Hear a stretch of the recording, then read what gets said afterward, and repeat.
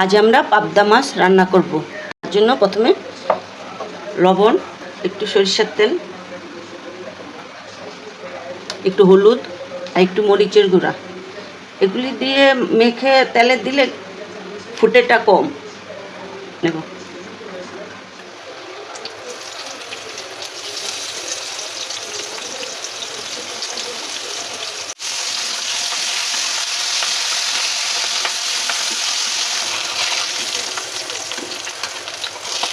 ঝিঙ্গা আর আলু আমরা ছুলে কেটে নেব মাছের জন্য। আর এই যে তরকারি, আলু আর ঝিঙ্গে।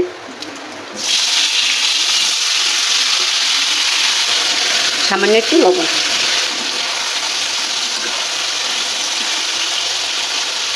এখানে 1 চামচ হলুদ আর 1 চামচ মরিচ, এই যে একটু ধনে গুঁড়ো, চামচ জিরে গুঁড়ো।